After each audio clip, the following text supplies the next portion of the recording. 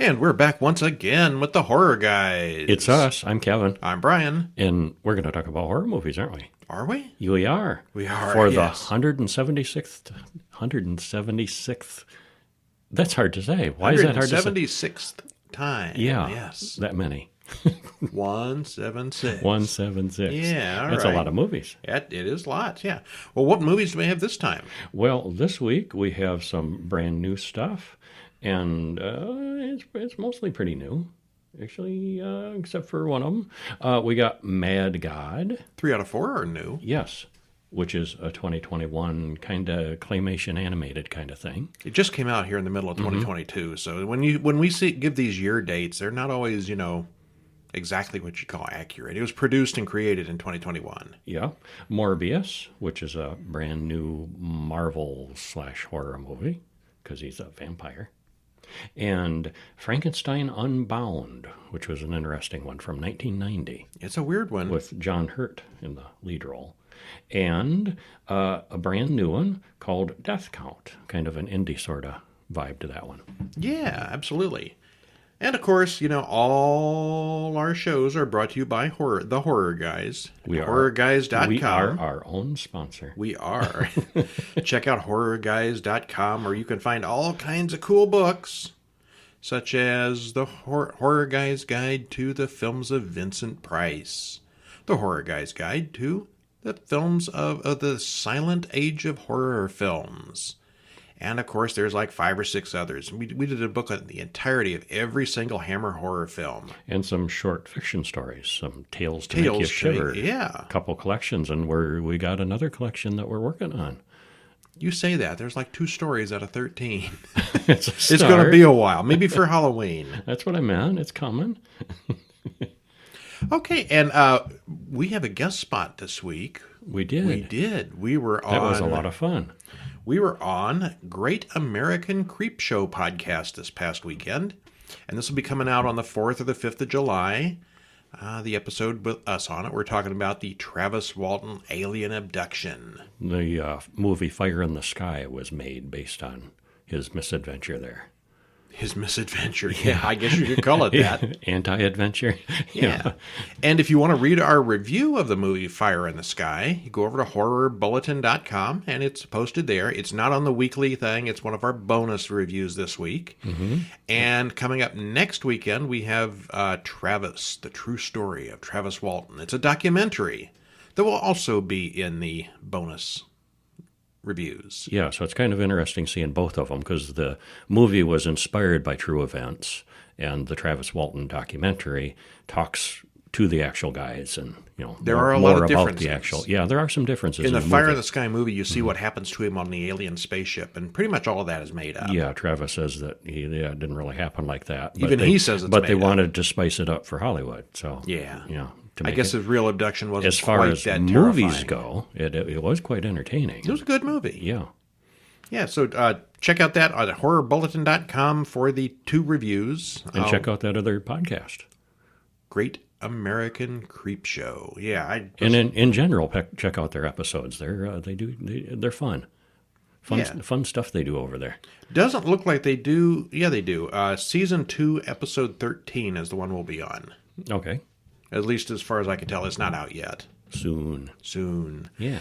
All right, so this week, over at that Horror Bulletin newsletter we were talking about, we've got 2 weird movies. We got Fire in the Sky that we just told you about from 1993, and one that goes right along with that. It's almost the same topic. Bud Abbott and Lou Costello meet the killer, Boris Karloff. Yeah.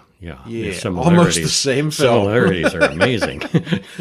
That's a strange one, because when you get to the end, here's a spoiler. Mm-hmm. The killer is not Boris Karloff. No. Oh, my. They misled us. And, of course, the 10th issue of Horror Bulletin print magazine is now out. Cool. Almost a year now doing these print magazines once a month. Go over to HorrorGuys.com/monthly, and you can find all 10 of those. You can still get all the back issues if you want. Every review we do on the show, every review we do in the bonus newsletter, plus a few extra reviews, are all in there. Collector's items. Everything that way. Yeah. All right, so let's go on to our movies. Okay. Are you mad? I'm mad. Are you mad God? No. God's not mad? No. Okay. And is this crazy or the angry kind? I couldn't tell watching it. It could be either. Yeah, there's a lot about this one you can interpret your own way. Yeah. We're talking about 2021's Mad God, God, written and directed by Phil Tippett. He was big on many of the animated shows back in the 80s. Stars Alex Cox, Nikita Roman, Satisha Rodakonda, because there are some very brief live-action scenes, but it's mostly animated. Mm-hmm. Hour and 23 minutes. Really cool trailer over on YouTube. Check out the show notes. We've got the trailer there. And the spoiler-free side of this is an animated man goes on a very strange journey through a very confusing world. There's not a lot of plot, but the visuals are amazing. They are. It's kind of a claymation, mostly. Claymation animation style. With a few live people. A few classical style animation scenes, I think. It's a just weird... little snippets here and there, but mostly claymation type. Actually, he's been working on this on Saturdays. Stop action. He's been working on this on Saturdays with his film students for like the last 30 years. Yeah. So there's a lot of evolution in this. They put a lot of work into it. Yeah. Yeah, it's extremely detailed, and it took years and years to make. So tell us what happens. Well, we begin with a tower that is surrounded by clouds. Credits roll. Then we get a long, threatening quote from God. It's from Leviticus, and that was the Tower of Babel we just saw getting destroyed. Oh, it's the angry type of mad God. So I guess there it is you the go. Angry kind, yeah. He's holding a grudge through the whole thing, yeah. Well, there's another tower, this one with searchlights and weapons, and something is parachuting down. It's a pod with a man inside. The guns fire, but the pod descends well below the surface. He passes many layers and levels of strange things and finally hits bottom. He leaves the pod and explores, and he's got a rapidly decaying map that he's trying to follow. That map is not going to last long. No. And there's just all kinds of strange creatures and sights down there, and we can't even explain what he sees. I mean, they're just, the visuals are just amazing. And it's scene after scene where you think, oh, they can't be more creative than that, and then something weirder happens. And the man is eventually captured, sent to a lab to be dissected and experimented on. And eventually they find an Eraserhead-style baby inside, and then they drill into the man's head, send in a probe, and watch his story. And then it just gets weirder. Yeah, if that's possible. Yeah, and that's about all. I mean, we're not going to avoid the spoilers on this one because we really don't know what happened. Because there's not, I mean, it really is. It's just kind of a journey that the guy's taken. Yeah. Seeing all these weird things. This guy goes through this weird world and weird stuff happens. Weird stuff happens That's to the him. movie. Watch it for an hour and a half. It's cool. Yeah, it is. Okay, actually, I don't know what was going on through most of it. The man walks through a weird apocalyptic hellscape and sees various things, and that's pretty much all there is to it. You would want to watch this one for the visuals alone. There's no dialogue at all, and there's no real plot to speak of either. It doesn't make a lot of sense, but it sure is fun to watch. A lot of these artsy kind of movies are there for hoity-toity, artsy-fartsy reasons, but this one is just kind of cool. Mm-hmm, it is. There's lots of body horror and gore, and some of the creatures are definitely nightmare fuel. It's art, to be sure, but whether or not you'll like it is anyone's guess. I think I might want to watch this one again at some point in the future, but probably not anywhere soon. What'd you think? I thought it was like you. I thought exactly like you think. Yeah, it was weird. It was weird and cool, and I was entertained. Yeah, I'm not going to say it was a great movie, but I will say it was entertaining. Yeah, the visuals. Yeah, something else.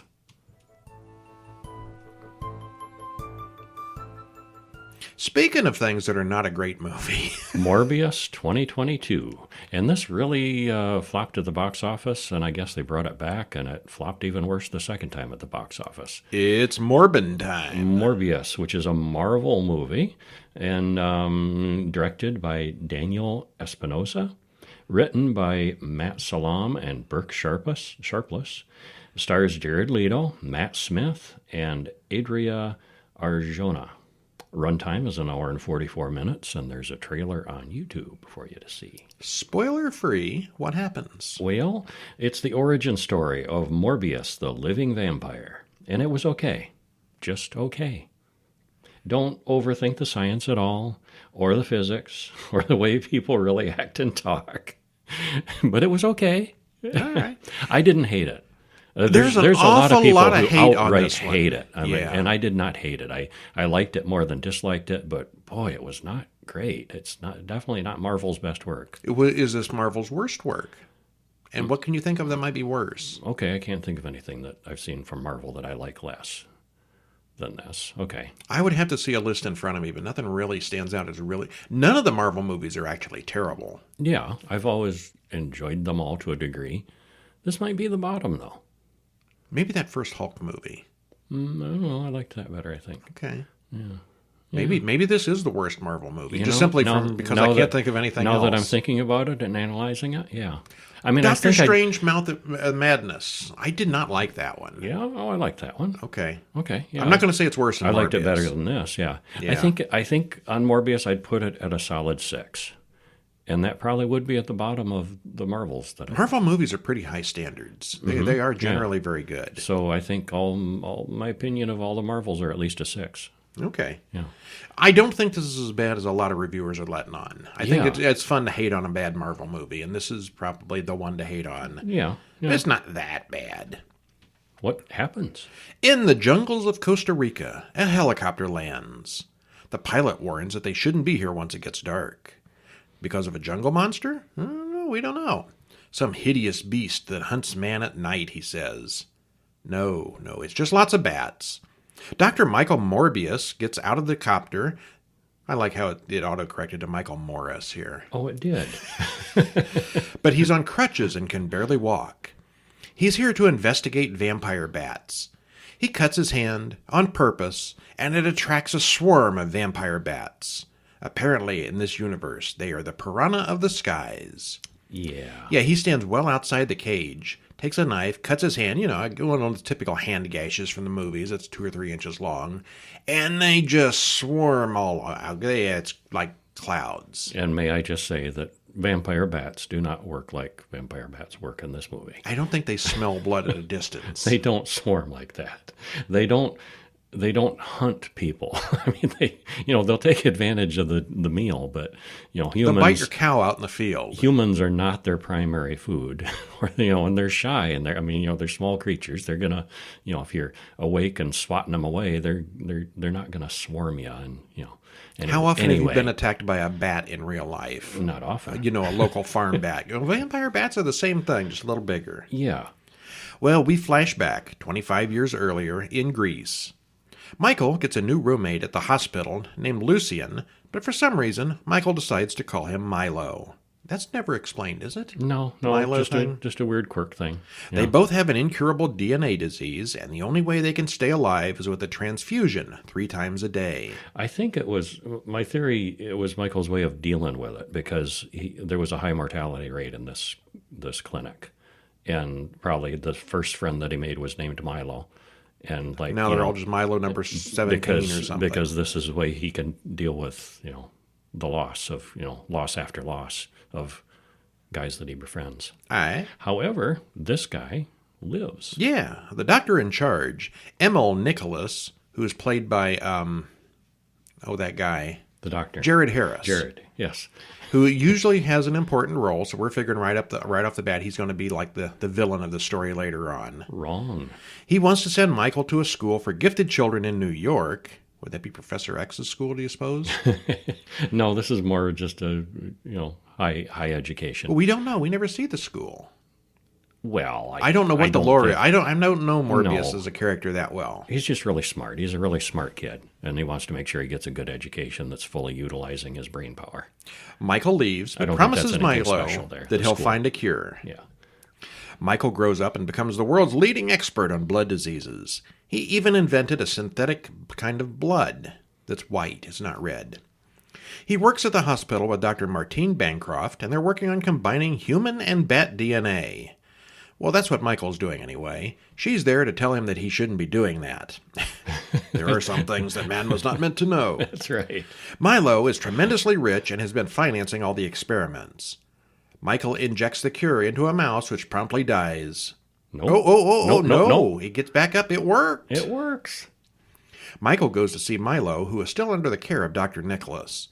They're both still very sickly and still walk with crutches now that they're both in their 30s. Yeah, and they're constantly in pain and just in bad shape from this. And their faces are kind of blotchy, and they're very and sickly and gross looking, and it's not just leg problems. Yeah, it's overall body problems. Later, Michael and Martine sail out into international waters because the cure is super illegal and probably dangerous. She injects Michael with the cure, and they wait. Michael almost immediately turns into a fanged monster and kills one of the security guards. He dodges bullets and moves with super speed, killing all the other guards and sailors too. And that's a very cool effect, the bullet speed kind of thing. It was, I think, first used in The Matrix. He jumps... But it's the same kind of thing where the time slows and you see him dodging bullets. You'd think that'd be getting old by now, but it's pretty good here. Oh, it's still... the visuals... Very cool. When the sun comes up, he turns back into his human-looking self again, except now he's ripped and healthy-looking. Well, that's quite a bodybuilding shot there. It was. Where'd those muscles come from in the daytime? Why wouldn't he turn back to his sickly self? Oh, he does. Well, okay, he does, yeah. Eventually. Uh-huh. He sees what he did on the security cameras and is very surprised. Agent Stroud is in charge of the investigation to end all those dead, bloodless bodies on the boat. Milo hears about the carnage on the news. Martine is in a coma after being injured during the attack. As Michael goes back to his lab, he starts weakening again. He still needs to consume blood. So the treatment lasts, but only when it's fed. So he is kind of a living vampire. That's a distinction there. He's not dead. Right. He doesn't have to sleep in a coffin. He's not afraid of the sunlight. This disease will come back with a vengeance, even worse, if he doesn't consume blood regularly. Yeah, he'll lose control and start killing people. That too. Yeah, that much is real. The hunger will get to overwhelm him. Yeah, there's even a joke where he reaches into the sunlight and pretends to get burned at one point. Yeah. Oh, I'm not that kind of vampire. No, it isn't. He starts pigging out on the artificial blood, but he knows that that's not going to work forever. And that's a point that bugged me. Vampire bats are perfectly happy eating, cattle blood or any creatures that they get. And he's combined the vampire bat DNA with his DNA. At no point does he try animal blood. He's like, it's got to be, human blood or, this artificial stuff will tide me over. Try some cow blood. Same thing with most vampire movies. They go straight for the humans. They don't try animals. Yeah. But this one made, I thought, more sense to me that he would have. Well, he's a scientist. And he's a scientist. He's a smart guy. He ought to have at least thought of that. Yes. Or at least mentioned why it didn't work. Yeah, or mention it. Yeah. Like, animals won't do. Like, come on. I don't know. That bugged me. Yeah. Milo comes to the lab for a visit and thinks Michael has found a cure. Milo wants to take the cure, but Michael says the cost will be too high. He's already killed some people. They argue. Meanwhile, Martine wakes up in the hospital and talks to the two investigators. That night, a vampire monster man thing kills a nurse. Michael wonders if he did it himself. The detectives show up and ask Michael some questions about his research, and he runs and jumps with superhuman speed, but the cops catch him anyway. Yeah, they trap him on the roof. They take him to the station for the murder of the nurse. Milo visits him in jail and slips him a bag of blood. We notice that Milo is not limping anymore. Yeah, and he leaves his cane behind. They would let him into the cell with a bag of blood and a cane? Don't they take that kind of stuff away from you? If the cane is medically necessary, if he told them, and faked him out, he was faking it at that point.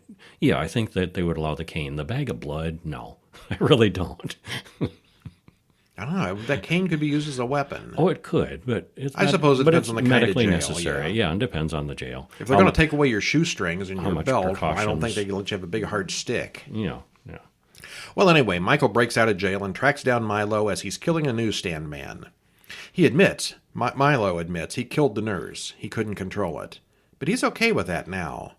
We can do anything, Milo tempts. We've evolved. Milo then kills a bunch of cops, because why not? Because he can. The detectives... He's getting a kick out of it. Yeah, the detectives decide to keep an eye on Martine, but even she knows how to lose these cops. They're not real smart. He takes over the lair of some counterfeiters and uses their lab equipment to get to work on a cure for the disease. No, a cure for the cure. He wanted to Okay, yeah, all to right. take the cure away from Milo, so Milo wouldn't be this superpowered creature anymore.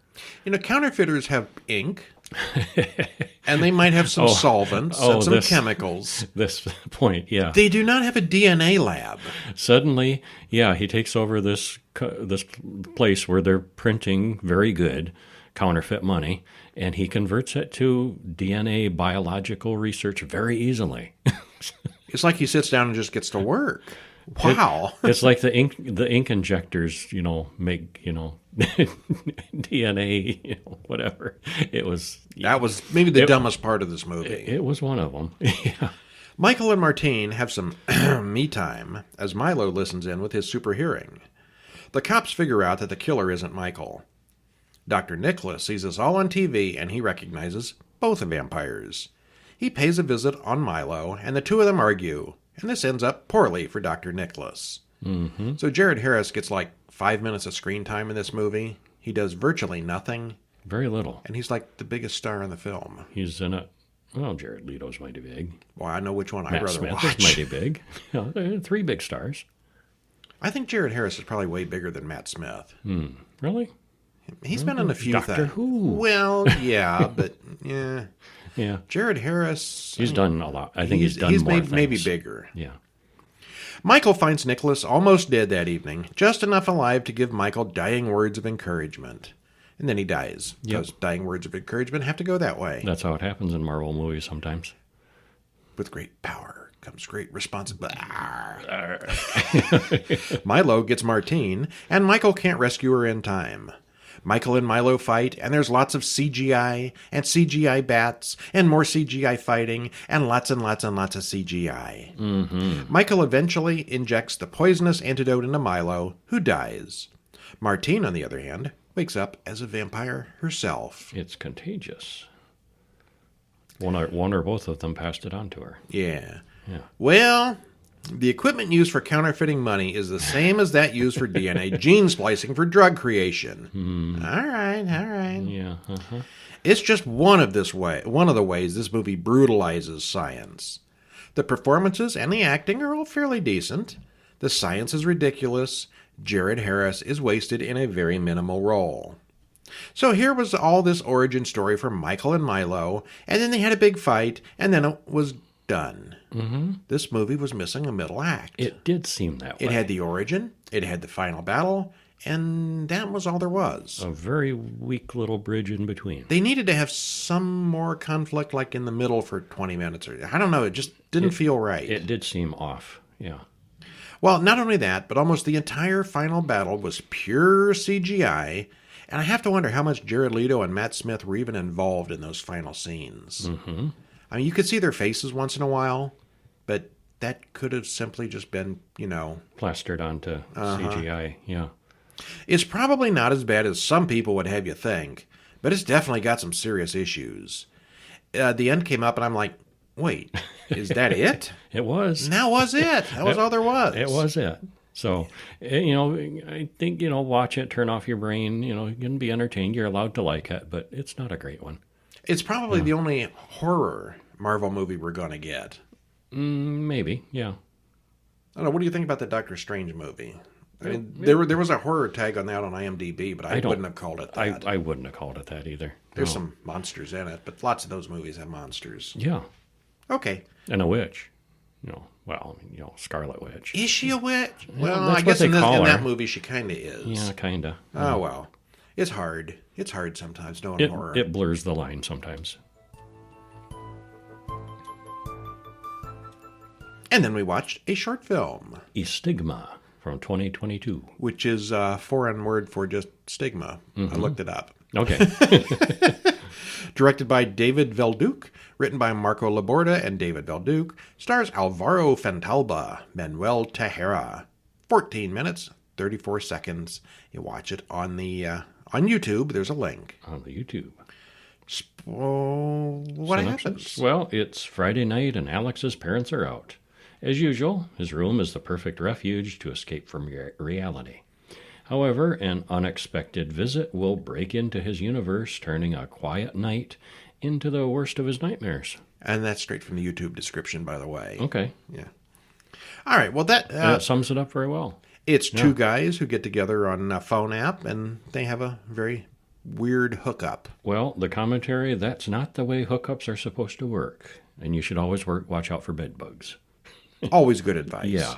Anyway, we're pretty sure that this is a metaphor for catching and dealing with HIV. It's really well filmed and well acted, and the gore effects made both of us cringe more than once. The body horror in this is When he's pulling top that notch. thing out of his leg, that's just nasty. Yeah. That's yeah. Yeah. Okay. So anyway, worth seeing. It's definitely, yeah, it's something. Yeah.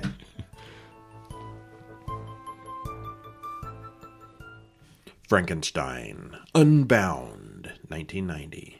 Directed by Roger Corman, written by Brian Aldiss and Roger Corman, stars John Hurt, Raul Julia, and Bridget Fonda. Hour and 25 minutes. And I think this was the very last movie that Roger Corman directed himself. You've been doing some studying on Roger Corman lately. You almost might think there could be a forthcoming book. Who could knows? be a book coming. Could be a book coming. Yeah. Well, this is one I saw when it came out at the theater, and I enjoyed it, and saw it again, and enjoyed it this time too. I don't think I did see this one at the theater. I didn't. I'm not the theater goer you were. Yeah, I guess not. Spoiler free. Well, combine the classic Frankenstein story with time-traveling science fiction, and you get this mashup, which ended up being really entertaining. And as long as you suspend a lot of disbelief, the acting outshines the special effects and story, but it still gets the job done, and thumbs up overall. Yeah, if you think about the logic and the science behind this time travel story, none of it really holds up. But if you just take it for a fun movie, it's a fun movie. Yeah, yeah. Yeah, it's Frankenstein and time travel. That's all you need to know. Yes. Joe Buchanan wanders through the frozen wasteland, and he says a record of his story must be kept. I'll start when the time slips were just beginning. And this is John Hurt. Yeah, so my voice doesn't sound anything like John Hurt. But he's so masterfully good in everything. I can't think of anything he was ever bad in. Yeah, yeah. In the year 2031, Buchanan was a scientist who invented a new weapon that simply makes the enemy disappear. Zap. Suddenly, outside, weird things have been happening in the sky. Time slips, missing people, and weird weather. Could his project be causing the problems? When the weapon takes something out of time, it sort of leaves a door open, he explains. The targets apparently aren't destroyed, they're sent away to some other time and space. But there's a problem with that. Well, you know, just that idea alone sounds like really problematic. Sounds like a bad idea. Here And comes yet the he enemy keeps- army. Let's shoot them maybe into the past somewhere. Or the future, or Yeah. some parallel universe, or, we don't really know. They just go away, and our problem is solved. Our immediate problem, however, this causes some side effects, because reality starts crumbling. He goes out and gets into his science-fictional self-driving car, because in 1990, self-driving cars were magic. Well, and it's in the future. He arrives home. What did they say what year this was? 2031. Okay. Yeah. He arrives home in time to find children holding a funeral for an obsolete bicycle, which was kind of a weird scene. And may I just say that in 9 years, I don't think cars are going to be where this car was. This was in a self-contained supercomputer in the car too. It wasn't just a self-driving car. It was very special. Not unless Google Voice really picks up. Yeah, really, really. Yeah. The storm outside gets worse, and a Mongol warrior rides through. It soon vanishes, however. The portal closes, but it sucks Buchanan through to the other side along with his semi-magical car. The car can't access the mainframe anymore, and there are no satellites, it explains. He hides the car and walks toward the town in the distance. On the way, he finds some mutilated animals. When he arrives in the village, it's not what he expected. He sits at a table and notices the year on the newspaper is 1817. He introduces himself to the other man at the table, who is impressed with Buchanan's digital watch. His name is Dr. Victor Frankenstein. "I've heard of your work," says Buchanan, who jumps on the back of Frankenstein's carriage to follow him home. Buchanan soon watches from the shadows as Victor and his already existing monster argue. The next morning, Buchanan returns to his car and gets it calculating a way to return to the future. He wants to go back to the future. Back to the future. And the car is really smart, but the car without access to its extended mainframe says it'll take, this will take, 18 hours to calculate or something like that. Yeah. While she does the math. He walks back to town and buys a less noticeable suit of clothes. He spots Victor once again and follows him to a courtroom where he meets Mary Shelley. The man on trial says there was a huge brute who killed his sheep. It's not the girl who's on trial for killing William Frankenstein. But the girl is found guilty and sentenced to hang anyway. Buchanan follows Frankenstein once too often and finally encounters the monster in the daylight, and he's something. He's ugly. He's not Boris Karloff. The monster wants a mate, so he won't be alone, but Victor refuses. The monster runs off, and Buchanan tells Frankenstein what he knows about his work. Buchanan tries to guilt Victor into helping the doomed girl. He shows his car to Victor, who is just as impressed with his ballpoint pen. Victor's easily impressed with technology. You've got a talking car? Oh, look at that clicky in your pocket. Buchanan goes to see Elizabeth to get her help with the girl's conviction. That doesn't go the way he expects, so he drives to the Shelley estate. And if I could just throw in something about the driving. He's driving all over the countryside in 1817. Nobody sees him. Besides like isolated, empty country. And beautiful paved roads, too. Oh, yeah, nice and smooth, too. Yeah. That's a point best not to overthink. At no point does he get stuck in the cow tracks. But literally, there's people, farmers and simple people watching him go by. And they're like, oh, well, look at that. They're just, how are these people not freaking out at this? It's like nothing they've ever seen before. There's a tall, ugly man wandering through the woods killing sheep. And they're not, that upsets them. They're proud in the pitchfork mob. But this magical machine that moves around the countryside, they just like, yeah, okay. Okay, yeah. Uh-huh. Yeah. Well, he sees the time slip cloud in the sky, and he talks to Mary Shelley, Percy, and Lord Byron, who thinks the cloud is a gateway to a distant world. Well, he could be right. Mm-hmm.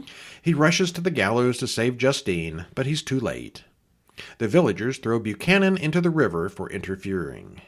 Surprised they didn't just burn him at the stake. Yeah, or hang him. He got out of that lucky, I think. Buchanan has a vision about the future. Mary pulls him out of the river, so he shows her he shows her his talking car. Everybody knows about talking cars now. Mm-hmm. He explains about being from the future and that he's read the book she just started writing. The car gives her a printout of Frankenstein. They talk about the real Frankenstein who lives up on the hill. He really did make a man up there. Buchanan and Mary have some personal time. So he gave her a printout of the book that she hasn't written yet. So she doesn't have to write it.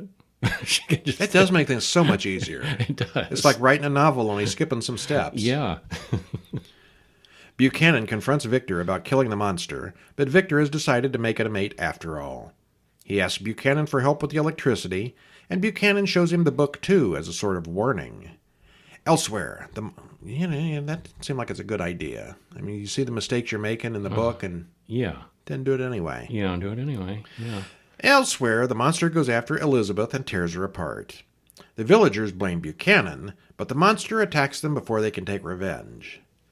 Back at Frankenstein's castle, Buchanan refuses to help Victor, but the monster encourages him. Mm-hmm. They bring in the car to process the electricity, and the car says that time and space are coming apart, and is probably not reversible.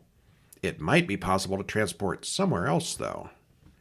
Buchanan sets up his laser implosion gun that just happens to be in the car, because, every car in 2030 has one of those. I think he just took his work home with him. He was going to work on it at home and do some tweaks. That was the mega weapon that he was still perfecting. I think he just happened to have it in the car, luckily. Mighty convenient. Yes, mighty convenient, but anyway, that's how that's explained. Yeah, he hooks it up to the electrical cables that are running up to the lightning rod. Inside, Victor has dug up and improved Elizabeth's body and plans to reanimate her tonight. Ew. Yeah, I didn't see a lot of improvement So we're combining there. with Frankenstein with Bride of Frankenstein. Sure are. Yeah. Lightning strikes, and both Buchanan's laser implosion device and Frankenstein's lab get the energy they need. Just as Elizabeth wakes up, the laser goes off, opening the portal and sends the whole castle and everyone inside to somewhere really, really, really cold looking. Elizabeth wakes up and doesn't like the looks of her mate. Victor shoots her, sorta kinda by accident, and the monster then breaks Victor in half. And that was a painful looking injury. Yeah, it she was. just, snaps his spine in two. Ow. Buchanan pursues the monsters through this frozen tomorrow and finds remnants of future civilization. Buchanan finds a tunnel in the ice that leads him to a bunker full of technology that recognizes his voice. Somehow, it's his own lab in the alternate future and alternate timeline. The monster calls it the last refuge of mankind. Buchanan then shoots him in the head, but that's not enough, of course. The monster tears off his own arm and chases Buchanan around the lab with it. Finally, Buchanan cuts the monster to pieces with his lasers. Buchanan then walks off towards the futuristic city out in the distance. The end. Through the icy wasteland. Yeah, it's weird. Yeah, one weird movie. Time traveling to meet a fictional character doesn't seem to faze John Hurt in the least, almost like he expected Frankenstein to be real. How does he drive all over the countryside and not be burned at the stake or something? No one seemed to really say anything about the car when they saw it. Yeah, very surprising there. Even just the talking part. Where's that voice coming from? They didn't have phones. They didn't have radios. Nothing like that. I'm not sure in 1817 if they had phonographs. Very yet. much took it in stride. There's a lot here that doesn't work. The visions and dream sequences don't really go anywhere or mean anything. Percy and Byron don't go anywhere or do anything relevant. Even Mary is only there for a brief love interest distraction. Well, that's enough. Why was Buchanan so invested in saving Justine in the first place? Yes, he knew she was innocent, but he ought to know about getting too involved with past events. And why, if Buchanan knew his weapon was causing that kind of level of environmental damage, would he continue testing it? The standout thing about this film has to be the casting. John Hurt and Raul Julia steal the movie. The design of the monster looks more like something out of Hellraiser than a Frankenstein movie, but he's definitely unique and interesting. It's an interesting take on the old story. It's not exactly what I'd call great, but it is an interesting, weird story with really good acting. Yeah, and it's not like, you could use the example of somebody who's knowingly polluting, pumping pollution into the atmosphere. And, might be able to debate, well, it's diluted, it's not harming that much, the planet's big, they could self-justify. This Things guy disappearing and going to different times. That's a little more serious than, an oily river. The sky is opening and, lightning storms are, being very erratic. And, he's clearly seeing that, the reality is coming apart and keeps doing it. It's a little worse than dumping some waste in the field. Oh, yeah. It's so much more. Yeah. I don't care. It's science. Yeah, I guess.